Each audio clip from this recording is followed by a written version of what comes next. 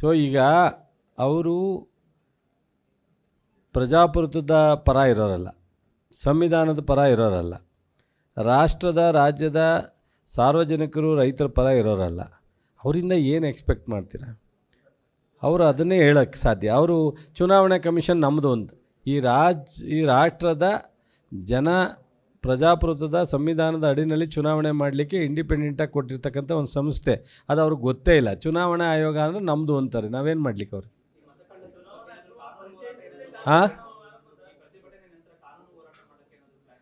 So ಎಲ್ಲವೂ ಸಹ ಅವತ್ತೇ ಎಕ್ಸ್ಪ್ರೆಸ್ ಮಾಡ್ತಾರೆ. ನಮ್ಮ ರಾಷ್ಟ್ರೀಯ ನಾಯಕರು ತಗೊಳ್ಳೋ ತೀರ್ಮಾನನ ನಾನು ಚರ್ಚೆ ಮಾಡ್ತಕ್ಕಂಥದ್ದು ಸೂಕ್ತ ಅಲ್ಲ.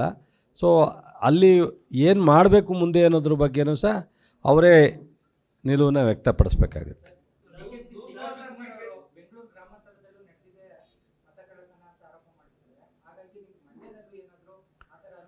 ನೋಡಿ, ಎಲ್ಲಿ ರಿಸರ್ಚ್ ಆಗಿದೆ, ಎಲ್ಲಿ ಫೈಂಡ್ ಔಟ್ ಮಾಡಿದ್ದಾರೆ, ಅಲ್ಲಿ ಅದನ್ನು ಎಕ್ಸ್ಪ್ರೆಸ್ ಮಾಡಿದ್ದಾರೆ. ಇಲ್ಲಿ ಮೇಜರು ಅರ್ಬನ್ನಲ್ಲಿ ಆಗಿದೆ ಅನ್ನೋದನ್ನು ನಾವು ಇಲ್ಲಿವರೆಗೆ ಐಡೆಂಟಿಫೈ ಮಾಡಿದ್ವಿ. ರೂರಲಲ್ಲಿ ನಾವಿನ್ನೂ ಸಹ ತನಿಖೆ ಅಥವಾ ರಿಸರ್ಚು ಅಥವಾ ಮಾಡಿಲ್ಲ. ಅದರಿಂದ ನಾನು ಅನಾವಶ್ಯಕವಾಗಿ ಅಲ್ಲಿ ಇಲ್ಲಿ ಅಂತ ಹೇಳಕ್ಕೆ ಹೋಗಲ್ಲ. ಬೆಂಗಳೂರು ರೂರಲ್ಲೂ ಸಹ ಸೌತು ರಾಜರಾಜೇಶ್ವರಿ ನಗರ ಎಲ್ಲ ಬರುತ್ತೆ. ಹಾಗಾಗಿ ಅವರು ಎಕ್ಸ್ಪ್ರೆಸ್ ಮಾಡಿದ್ದಾರೆ.